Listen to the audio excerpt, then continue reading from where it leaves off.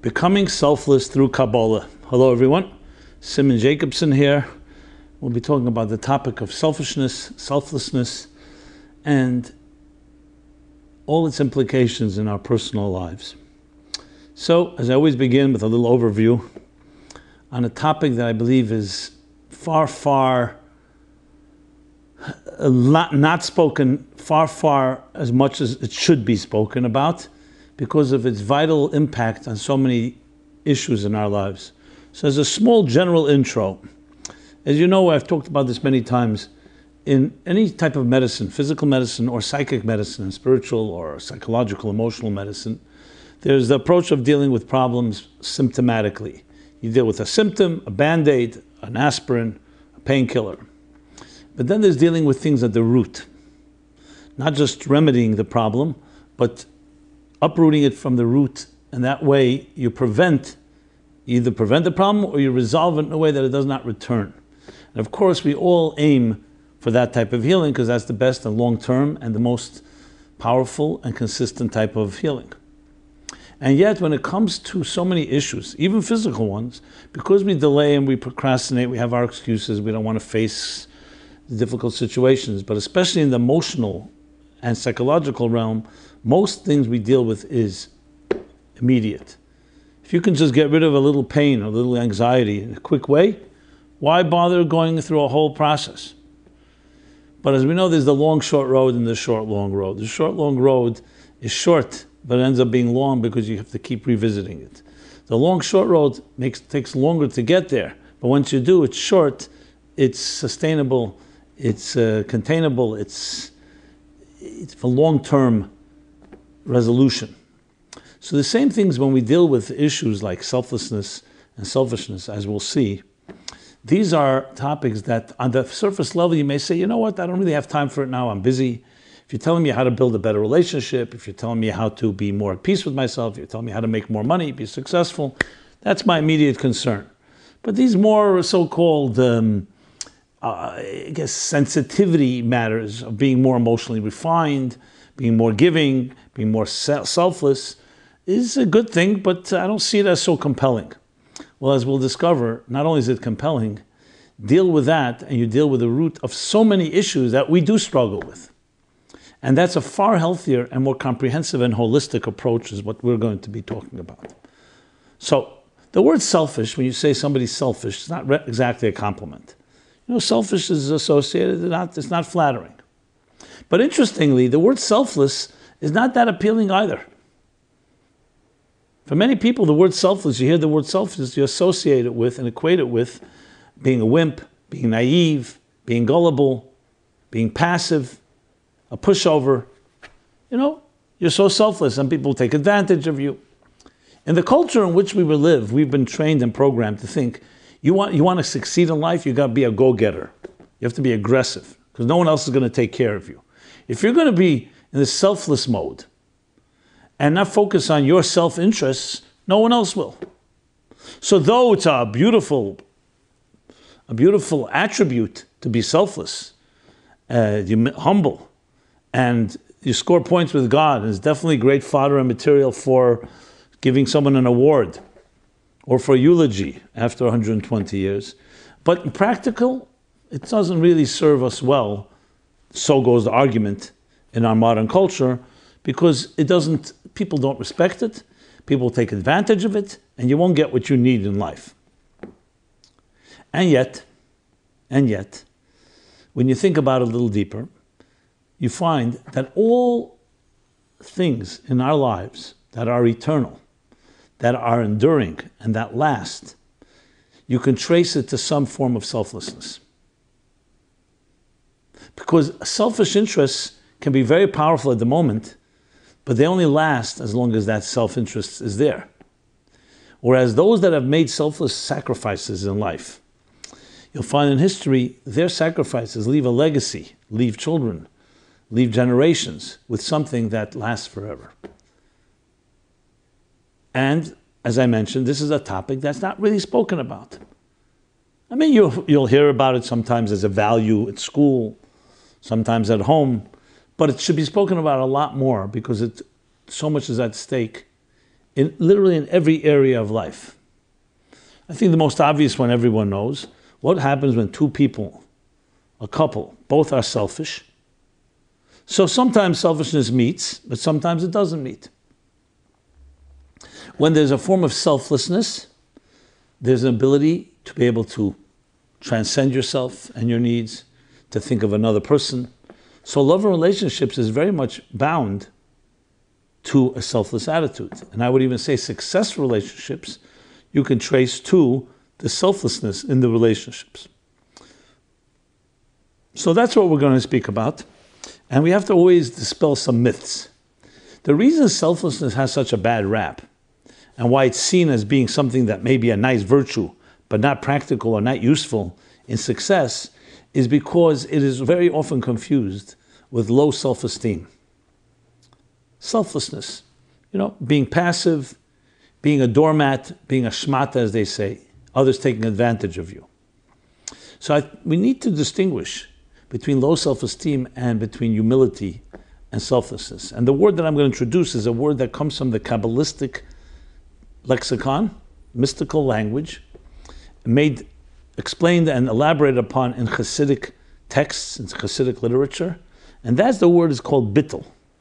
I specifically use a Hebrew word, though I usually avoid using words that are prohibited for some who don't know the language, because this word is worthwhile memorizing and worthwhile internalizing and integrating and etching into your psyche.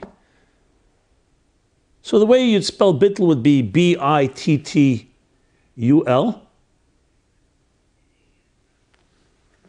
And it means it's a combination. It's hard to translate into English. It's a combination of humility, modesty. But the word I like most is suspension of self. So we'll talk about a healthy form of bittul, and then there's an unhealthy form.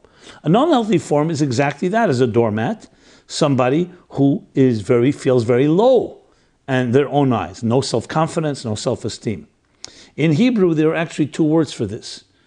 There's a thing called an anav. An anav is a humble person, and there's a thing called a shafl, a lowly person. When Moses is described in the Bible, it says the humblest man that walked on earth, the word anav, humblest. A humble person is not someone that doesn't know that they have strengths. It's not someone that is unaware of their own powers. They're not delusional. However, the person says to himself or herself, these strengths were given to me as a gift from above.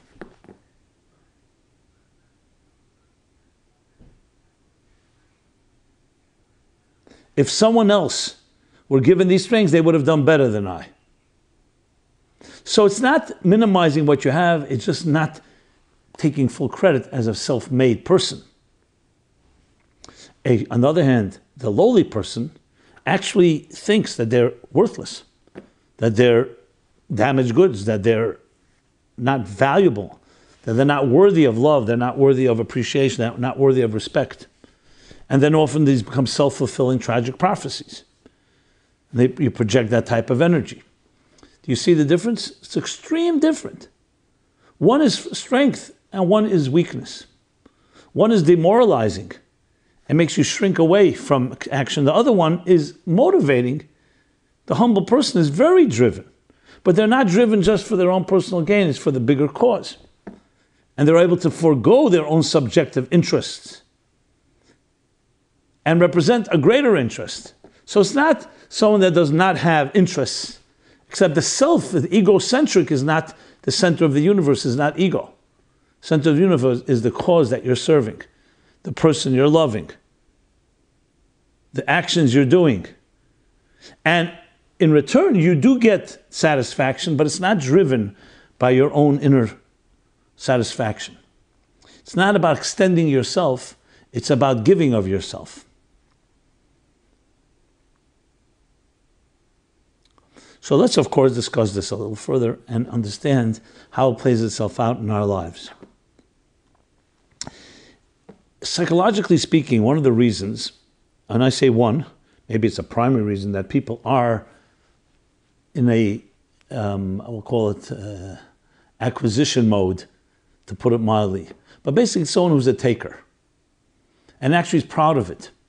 And they feel that they're almost a sucker when they're giving something and not getting something in return. I know people actually tell me, sucker born every moment. I'm not a sucker. What really drives a person like that? And why do we see that other people are very giving and don't have a problem with that?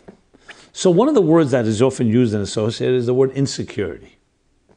Insecurity. A person that's insecure and has had to fight for their identity, their validation, for their turf, they hold on, they hoard.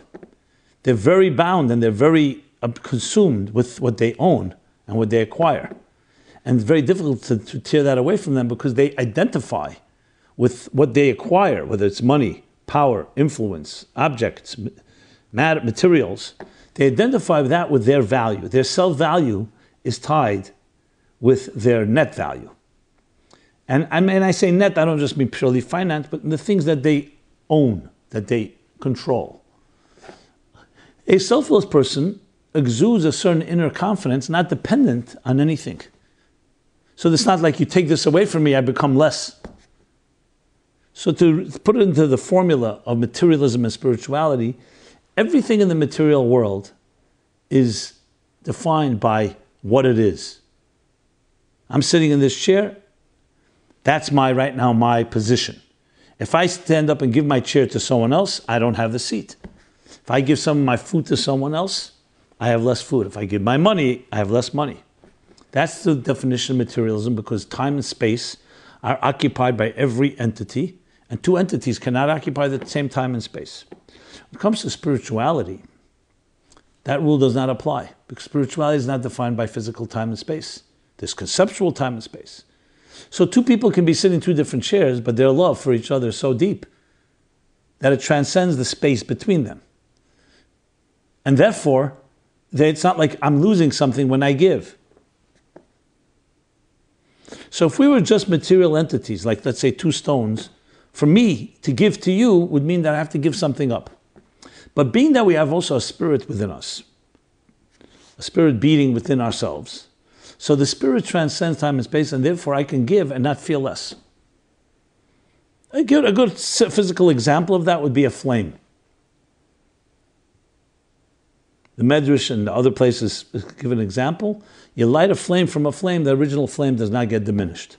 And you can do this ad infinitum. You can't do this with other things. If you give from one to another, it may be great to give, but you have less. Unless you appreciate that by giving you get something in return. But that's already transcending the purely physical acquisition of things. So a flame is a good example, because one flame lights another flame without the original being diminished.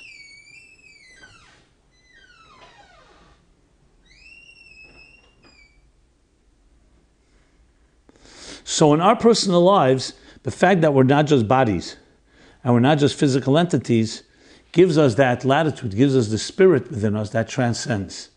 And in essence, you can say that's what love is all about. I've spoken about this theme many times. You could have a love that's defined, and it's defined by many, as being something about my needs being met. We have physical needs, we have need to eat and to drink and to sleep and health and other needs.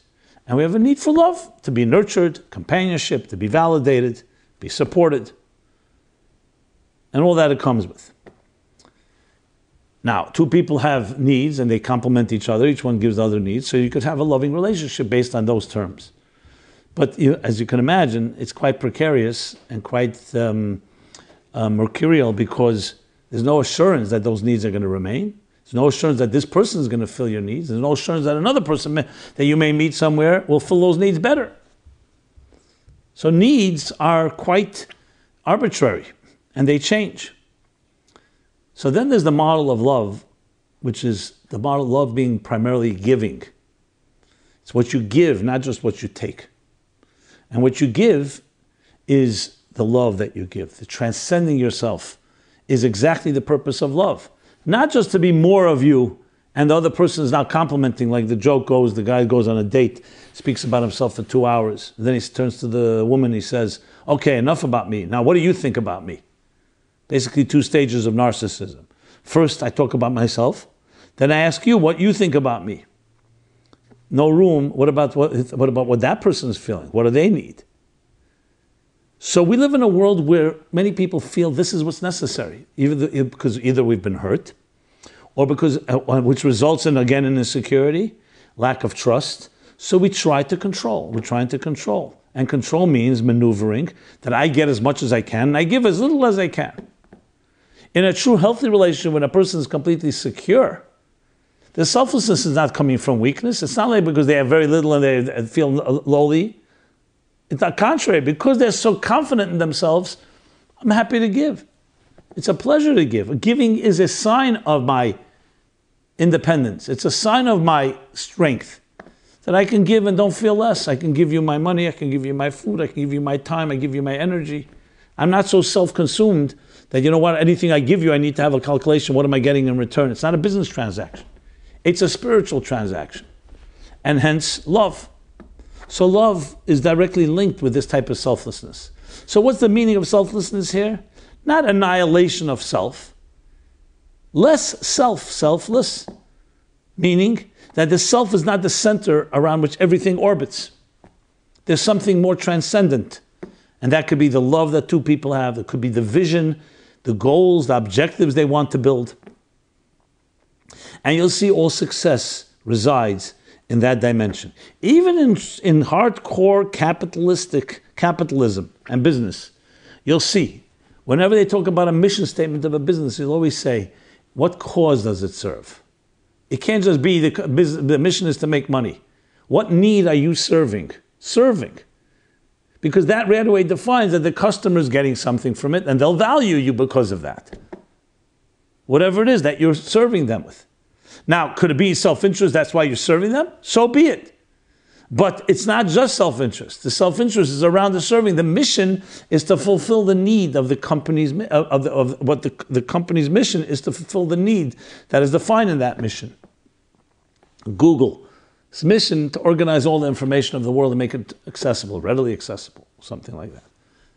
And you go through the list, it's people need information, they need organized information, they need to make a search that yields consistent consistent results that satisfy what you're looking for. And if you're successful, you'll maintain an edge. Competitor comes, they may provide it even better. But it's driven not by what the company needs, but what the customer needs. And then the company will be rewarded for that. The better it does it, obviously, the customers will reward that company inevitably, without even making an effort. You don't have to manipulate it because you're actually serving a need. Now, we know there are business models that are manipulative and they're not about serving a need. They convince people that they have a need and they may not have such a need. And they market and advertise and exaggerate and so on. But I'm talking obviously in the healthy sense of the word. So taking it back to relationships and love, same idea. So it's easy to gravitate to selfishness because it's the easy way out. It's quick. You pay less of a price. And it's perfect for an insecure person in an insecure world. You know, other people have taken from me, taken advantage of me, never validated me. So now I'm validating myself by holding on, by controlling, and so on and so forth. Okay. So we have that overview of selflessness and selfishness in this context. Now, if you think about it, who doesn't want to have something more long-term? So here goes selfishness, because it's like a materialistic approach to life, a materialistic, let's put it, Weltanschauung perspective. So at the moment, I'm sitting in this chair, you're not sitting in my chair. I have control over my seat, my space. I have my money, I'm not giving it to you. I am wealthier right now. I have my food, I have more resources. Short term, it's perfect, but that's materialism defined by short term. But long term, if I stood up from my seat and gave it to you and showed you respect for whatever reason and gave you, I'm just using it as an example, or I gave you some of my time or energy or expertise or money, etc., and something comes out of it that's good for the human race, then yes, you may have in the physical measurements say I have less, but you've gained a lot more. To use an example in education, the Talmud asked, a sage was asked, Where did you learn? Where did you learn most from? So he said, I learned much from my teachers. I learned even more from my colleagues, and from my students more than all. Now we all know learning with your teachers are smarter than you. You're going to gain a lot. Learning with colleagues, they are commensurate with you. Learning with a student means you've lowered yourself. You had to diminish yourself. You had to limit the flow. And yet there's some power that it elicits from us. The expression of one of the beautiful expressions, that more than you give, you receive.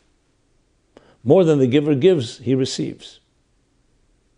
Why? Because the so-called the refractive light, what's called in the Kabbalistic terminology, the or chozer, the light that reflects back from a student, like the moon reflecting the light of the sun, has a profundity, has a quality that cannot be achieved when you are in the transmitting mode.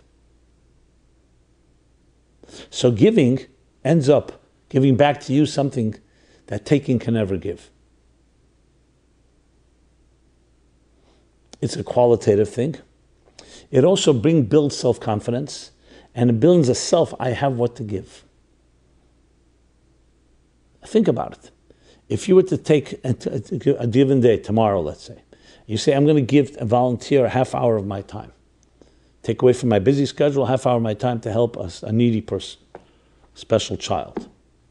So initially you'll say, I'm losing a half hour in the day. But it's worthwhile, but it's worth it because I'm helping someone else. I guarantee you will help yourself more than the other person is being helped.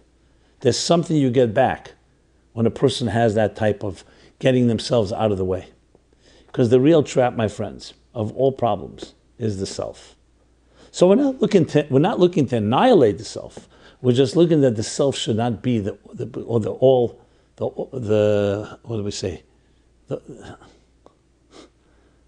of it. There's another expression, I forgot what the expression is. The beginning and end of it. It's there, but the most important thing is the serving. The happy people in this world are the ones that serve others, that serve a cause, that serve something greater than themselves, and they become greater by doing that. As the formula goes, that when you have bittul, which means that you're dedicated to something greater than yourself, then you become part of that greatness. If you're dedicated to something eternal, you become an extension of that eternity. And if you're dedicated to yourself, so you'll get that self, but just like you grow with yourself, you die with yourself, which means it'll be as strong as the self is. Where here you're connecting to something greater than yourself. That greater becomes an extension. You become an extension and a channel of that greatness. And that's where you'll see the things that live on. The love that lives on, the legacies that we leave, the ideologies, the values.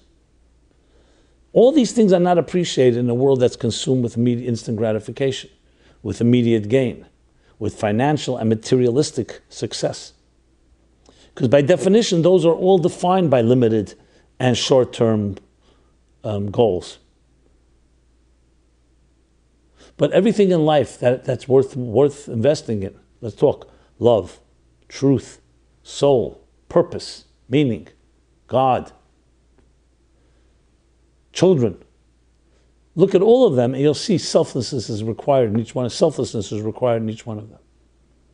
But let's take it a step further. All forms of growth are a result of some type of selfless experience. And I talk even on a physical level. You plant a seed in the ground, it deteriorates, it rots. And as it loses its substance and its identity, it metamorphosizes into the sapling that it will become.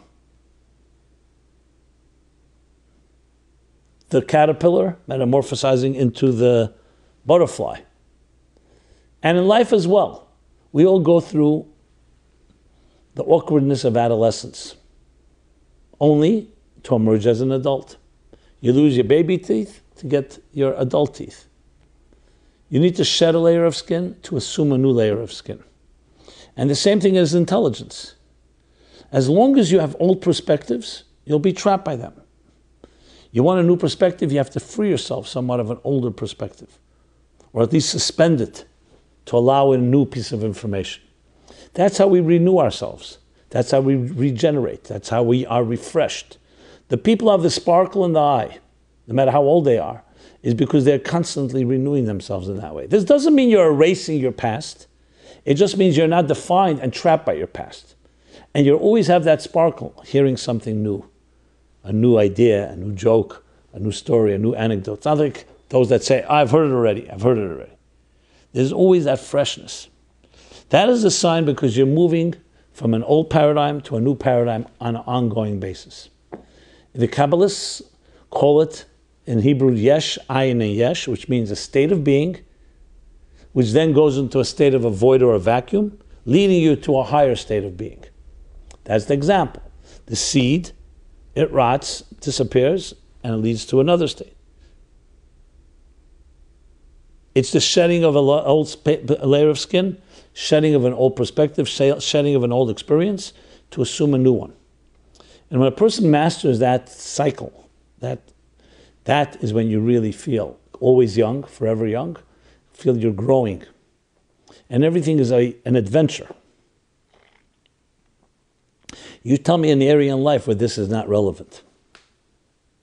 I always tell the Helen story, which I can't resist because it fits right in. The Helen Farmer. Helen was this town in Poland that had these very smart people, but the neighbors were resentful. So they created this whole folklore of the stupid people of Helen. And one of the stories goes, there was the Helen Farmer. Helen was a small town. You can imagine the farm was even smaller. But it was his farm. He inherited from his parents and grandparents and great-grandparents. It was his baby. He knew every grain of soil. One day he gets a visitor, a distant cousin from American City, Texas, with massive sprawling farms, thousands of acres. And he gives his cousin a tour of his little farm in Chelm. After they sit down to dinner, he says, so, well, cousin, what do you think about my farm in Chelm? He says, it's nice and cute, but it's so tiny. The Helen farmer who never stepped out of Chelm was taken aback. So tiny. And how big is your farm back in Texas? So what does the cousin say? He says, a point of reference, he says, my farm, I'll tell you how large it is. It takes me all day to travel with my tractor from one end of the farm to the next. He thought that would give him some context. A nechtike tug, as they say. No, it didn't. The Helen farmer looks at his cousin with compassion and empathy and says to him, don't feel bad. I once had a tractor like that too. He didn't mean anything malicious. He just didn't have any inkling. Couldn't fathom such a farm that size. Because everyone is subjective. It wasn't malicious. If we were to pass out a note and say, are you objective or subjective? Are you narrow-minded, closed-minded, narrow-minded, or open-minded? Part of your subjectivity it makes you think you're objective. But we're only as objective as our perspectives allow us. Everyone has our farm. If someone never saw the horizon, and someone says, what does the horizon look like? You're standing in a valley or in the ground, plateau. You'll give a picture of it. Climb up 20 feet on a mountain, a very different answer. Climb up 100 feet on the mountain, very different. Climb up 1,000 feet, different answer. All true answers, but each one from their vantage point. So the Helen farmer couldn't fathom such a size, so when he heard it takes all day to travel from one end of the farm to the next, he thought to himself, I once also had a shmata jalopy like that. It took me all day to crank up to get from here to here. So he thought it was the vehicle, not the size. We all have our farms. Bittul, suspension of self, selflessness, actually opens up the doors and the vistas of wider horizons. If a person says, I know it all, I'm convinced I know it all, I figured it all out, lack of selflessness. So we're not talking malicious, we're not even talking about arrogant or just maliciously narcissistic or something like that. Even if it's good intentions, but you're losing out on the beauty of life, on the opportunities, because you're decided this is it. That's all I have. So you see how selflessness suddenly opens up the doors, the channels for something greater. So the Kabbalists actually use this in the creative process. If the conscious mind, which ideas come from, are called the way they call chachma bina das, conceiving of an idea, conception, developing, fleshing out an idea, and the conclusion and the resonance of the idea, So the question is, where's the original concept? Where does the spark come from? They call it a spark, like a drop of water. So think of like a faucet. A drop of water comes out of a faucet. It comes from a whole body of water, a reservoir. Some people call that the collective unconscious. We like to call it in the Kabbalistic terminology, the superconscious. So it's not a state of active consciousness, but it's a state of superconsciousness. So frankly, consciousness then is just a limited flow coming from, like through a faucet, through a valve, from a higher superconscious state. So how can we access, if we want to widen the channels and access more channels of creativity into our lives? Selflessness. Because as long as it's the self and you think you understand it, you'll be satisfied and content with what you understand. You want to open the channel more, you have to put yourself aside and your understanding and saying, I don't really get it that much. Or I'm willing and I'm in receptive mode to absorb something greater than I am. And that opens up the channel and you can actually draw from the superconscious into the conscious. So there you see how it can actually be a tool, selflessness, for greater creative energy, greater creative growth, creative solutions. You're not allowing your comfort zone to take control, which is then the regular flow. You're doing something to push it. In this case, it's the selfless. Another way to push it is through effort. Don't take for granted and say, I have it all figured out. Work on it. Break your head. Break through the resistance. Break through things that are difficult to understand. Don't say, I have it all figured out. As soon as you have it all figured out, then it's on your terms again. And say your terms, you're back to the self. So selflessness, therefore, is a tool. It's actually a tool for growth. Let's apply this to relationships. One of the beautiful things of a relationship that sometimes frightens people, oddly, is that the other person is not you. And yet we want to make them ourselves. We want them to be an extension of myself, an extension of my needs. But you're losing out on the most exciting and the dynamic part of it.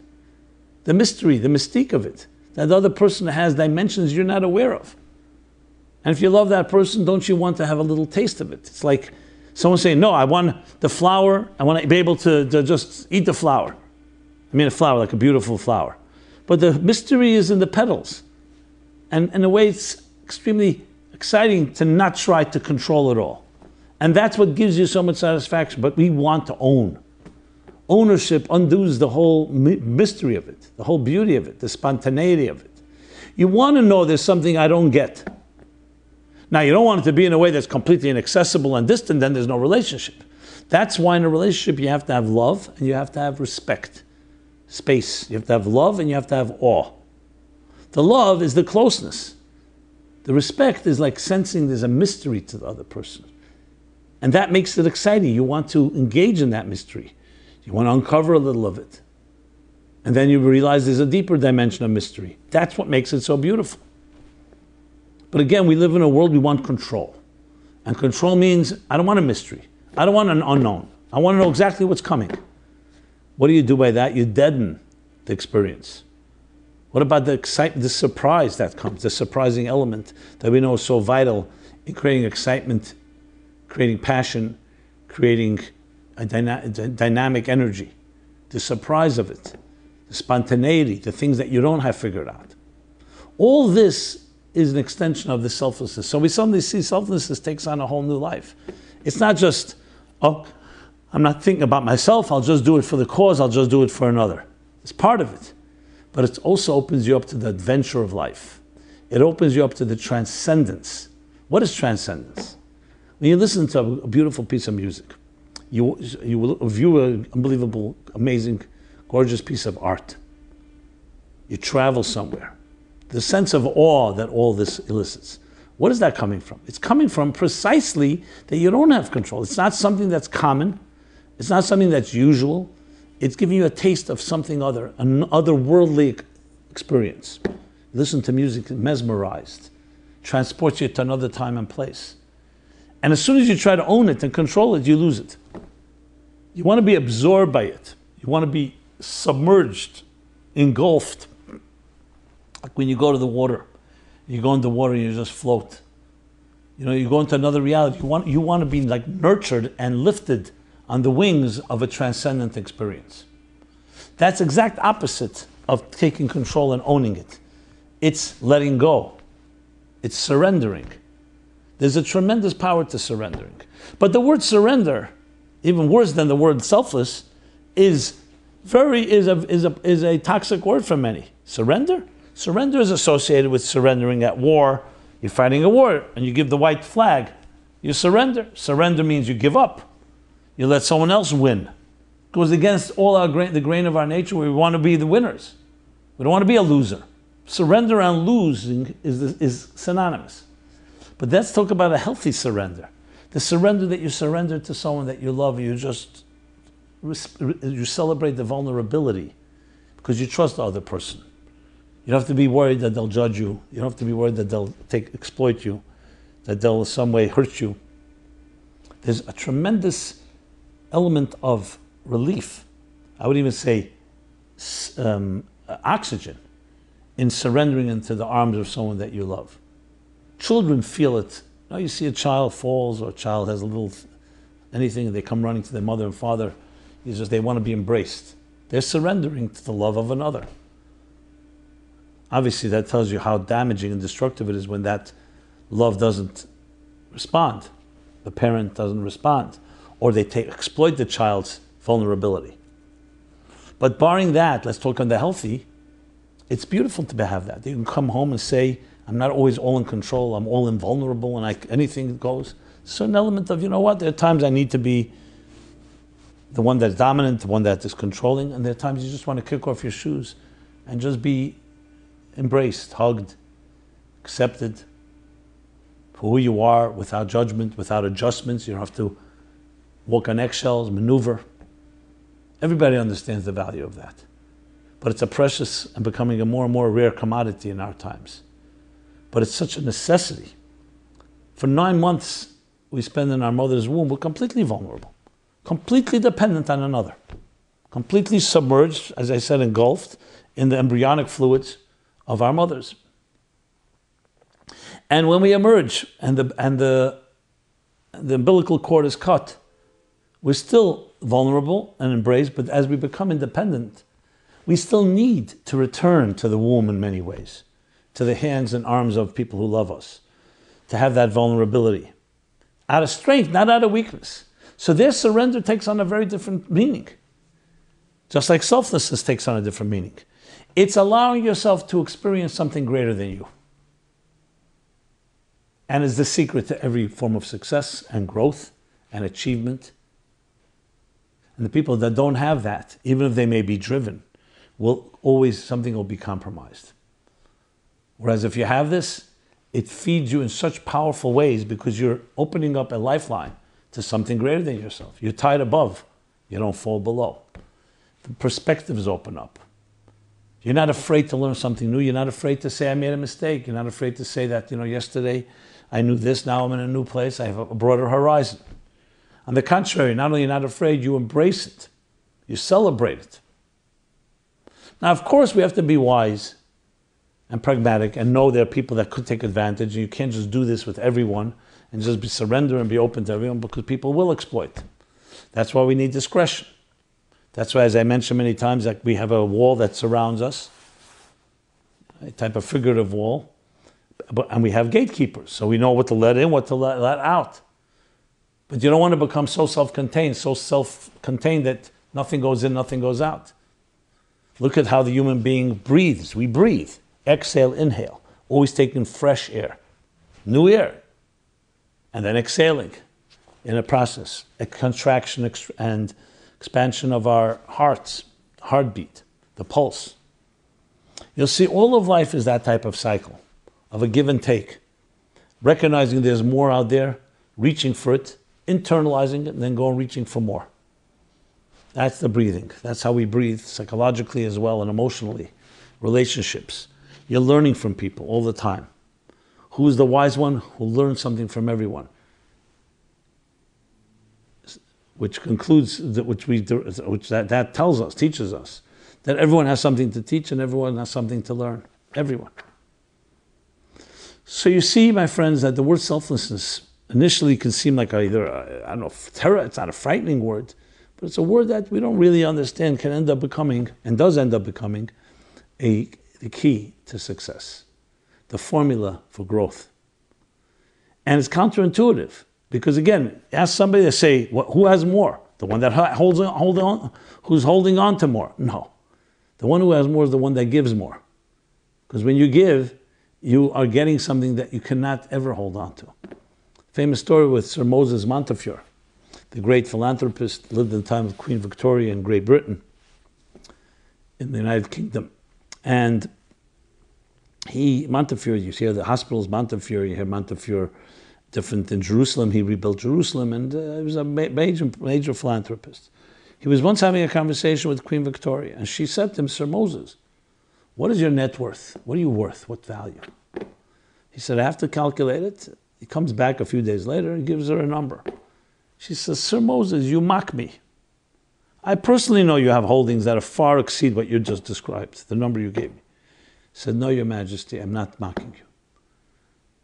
What you know is what I right now control this moment. But it's not mine. You ask me what is mine.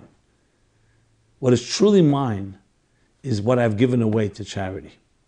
That which I right now have in my bank account or have in my holdings, that can be taken away from me through a bad investment. It can be confiscated. It can be lost in war or in theft. I don't have right now, I control where it is right now. But I don't know where it will be. That which I've given away, the hospitals that I've built, the schools that I've built, the cities that I've built, that is forever mine. Because I built it the way I wanted to build it. And that nobody can take away. So what you give is actually what you own more than what you take. But this goes, most people will not accept that. They'll say, no, I want to be able to hold, I want to be able to buy something with this. But it's appreciation what money is, appreciation of what money can do and why we're sent to this earth. And knowing that you can't take one penny with you to the next world. It's the soulfulness that we bring to the world, the love that we bring to the world, that is the most valuable thing and the one that lives on eternally. Now we believe not in asceticism, we don't believe in poverty and trying to get rid of any form of wealth. Poverty is not is nothing to be ashamed of, like Tevye says in Fiddler on the Roof, but it's also nothing to be proud of. We don't look at poverty as a goal. But if a person doesn't have money, does not make you less. Who is the wealthy one that the Pirkei Avot, the ethics of the Father says? The one who's satisfied with his lot. Contentment. The one who's never satisfied, always wants more, is never going to be wealthy. Wealth is far more than just money. Wealth is your attitude, your disposition. So selflessness plays a tremendous role in our lives in every aspect. We're now in the month, the last Hebrew month of the year, the month before Rosh Hashanah, Tishrei. It's called the month of Elul. It's a month of preparation for the new year, a month of accounting for the past year. Elul is a four-letter word that means in Aramaic actually, it means to search. It says like introspection.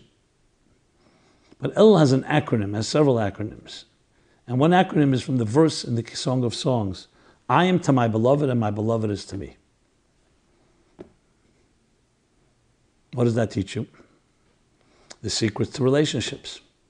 I am to my beloved. It's going out of the I, the ani, and turning to something that you love, surrendering to that, giving to that, reaching, initiating. And then it reciprocates. My beloved is to me, like face is reflected in water, a heart is reflected in a heart. Very many of us feel, no, I'll give if you give me first. I remember the guy that told me, I said, are you able to love unconditionally? Yeah. If she does A, B, C, D, E, F, G, then I'll love her unconditionally. Initiating means taking a risk. It means taking a leap.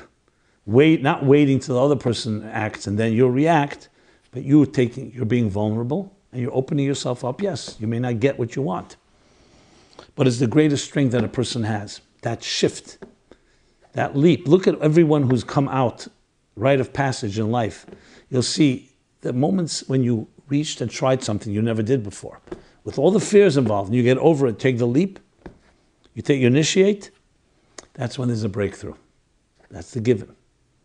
It's that initiation. And that's what the theme of this month is. The initiating, the confidence that you have what to initiate. The self-esteem that you have everything you need. And it's not about what you own, it's about what you are. You are a divine soul, an indispensable soul in this world. Tell me something that's worth more than that. All the money in the world cannot buy such value. And when you have that, everything else flows from there. When you don't have that, you can own everything, but you don't own your own self-esteem. You don't self-respect yourself. You're insecure. So everything you have, it becomes something like, okay, I'll hold on, at least I have that. But it doesn't reflect on what you feel inside.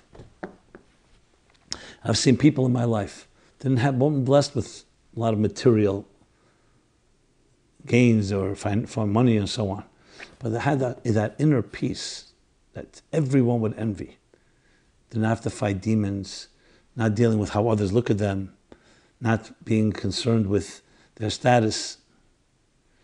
Inner peace based on faith and trust. It's a tremendous, tremendous gift. And it always leads to and works hand in hand with selflessness. And the idea, it's not about me. What is required now? What is the cause? My children need me. Other people need me. Now again, this is not through annihilating yourself. If you're annihilating yourself, that's not healthy. There has to be self. But then there's the suspension of self for greater things, and that makes yourself even greater. That's the ultimate paradox. So we're in this month. It's tremendous. It's a unique opportunity to look inside ourselves and look at the things that we are, the way we give, the way we take, to become bigger, greater givers, which is why we increase in charity in this month of Elul. You know, they tell that joke about Jack. Jack was once in a little boat with his friends, and some mishap or something happens, and he falls out of the boat. And the others are frantically trying to get him back in. He doesn't swim. So they're reaching with the oar, and they say, Jack, take my hand. I'm sorry, Jack, give me your hand. Give me your hand. Give me your hand. Refuses. And he's about to go down, and he's like really in a very perilous situation. And one of them just reminds himself, he says, Jack, take my hand. Instead of saying, give me your hand, take my hand. And Jack right away grabs the guy's hand, they pull him in. So the other friend says, what was the difference? He says, don't you know? Jack doesn't know how to give, he only knows how to take. So he said, give me your hand. No, it's ready to go down. Take? He's the first one in line. There's some people don't know how to give. And it's often a result of insecurity. It's often a result of what they saw in their homes. And the need that I'm bigger when I have more. And then there are people who are just natural givers. They don't have to calculate it. They're not everything is with a fine-tooth comb. Someone needs something, they give. I remember we were once at a class, one of my Wednesday night classes was in Manhattan. And after the class, some of us hung around. Suddenly somebody comes into the place where the class was on, I think, 79th and West End. And he, one of these guys comes over and says, it was a cold night, I remember. I have a little girl, we ran out of gas, she's in the car, and I need car fare to get back to New Jersey. How much you need? $81, something like that. Everybody pretty much noticed that the guy was a con artist, a little girl in the car. And it was later confirmed, we looked outside, there was no car, there was nothing. So one guy sitting right near me, I know him well, pulls out $81. Or 85, remember, gave him in cash. And the guy goes off, he's happy. I said to this fellow, I said, we both know. He said, listen, when I come up above, and they're going to say, what's your excuse, why you did this, why you did that? I didn't want them to grill me. I was a con artist, so I didn't grill him. He just gave. I didn't give with the calculation whether he's really going to use it or not. That way they won't do it to me either. So when I come up and they say, and I say to them some story why I behaved a certain way, I overlook this guy's the deception, and hopefully they'll overlook my deception. I found it to be very touching. There's a certain element of, but I suppose this graciousness, the giving, and from his point of view, he gave. Okay, this guy, whatever the reasons are, but it was something to behold. So in this month of El, it's a month when we give more, and we feel that need to, both financially, charity, obviously of our time, of our energy, of our expertise. Anila Deidi, you initiate, I to my beloved, whether it's a beloved human being, a spouse, a child, a family member, a friend, even a stranger. And of course, La Deidi as I am to my beloved, to God. And as is customary in this month, we wish each other a very healthy and sweet year, a year of giving, a year of having the confidence to give, of recognizing that you have so much. And when you have that much, an infinite amount of resources, not only why not give, you realize it's a gift to give. That's what you were blessed with. You're blessed to give. When you give, you're fulfilling the purpose why you were blessed with these gifts. Which is another tremendous way of looking at life, like I mentioned, that you don't look at it, I'm a self-made person and it belongs all to me and that's it, I don't want to give anyone. You realize it's a gift given to you. And you feel the confidence and the honor to be able to share with others. So this is part of the mission of the Meaningful Life Center. We try to give, we try to create a symbiotic relationship, help each other in that way. And it's an honor to be doing this for so many years, and the great team we have in our staff. So please be in touch with us, meaningfullife.com. We have a tremendous amount of resources online. A lot of it is for free. We give a lot.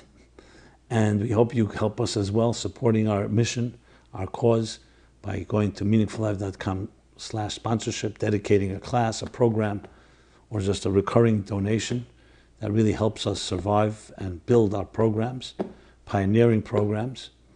And in general, be in touch with us, anything we can do for you in your spiritual journey.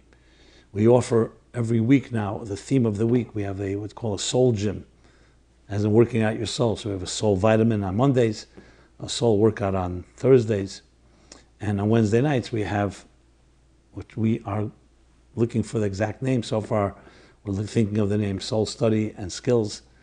And this is something you can subscribe to and get every week in your inbox, as well as many other resources. I will also mention, since we're now in the period called 60 Days, my book, very popular book called 60 Days, A Spiritual Guide to the High Holidays, goes through these days, each day with a thought for the day, an exercise, customs, events, interesting facts, and you can literally like a journey into your own soul, into growth, a journey of love, betrayal, and reconciliation, and many dimensions of that. So now we have it on all channels. We have the book, of course, you can get it online at Amazon or on our site, 60 Days. We have a daily email that goes out. They could a free subscription, a short excerpt of each day. And now we have also an audio, an audio recording, we call it 60-Day Journey Toward Hope, Renewal, and Joy.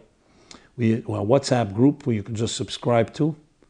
And subscribe, I'll tell you exactly where you can subscribe. And we send that out every day, an audio, short 1 to 2 minute recording, around 2 minute recording.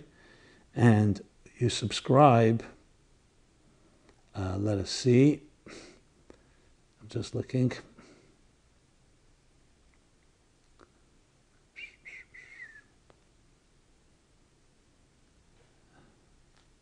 Just give me a moment.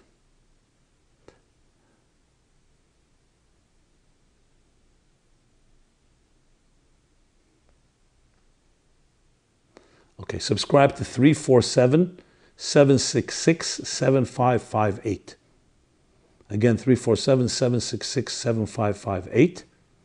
And make sure to include that in your contact list, so that way we can send you these audio recordings. That's a new project that we began this year. And with that, I want to sign off, which is just a break between one program and the next. And as I said, you can follow us. We are on all the channels, social media, YouTube, etc. It's been a real honor and pleasure talking to you about selflessness. May we all have a very selfless week, and one that only brings us to greater experiences of our true psyches and our true beings. Everyone be well. Until next Wednesday, this has been Rabbi Jacobson. Thank you.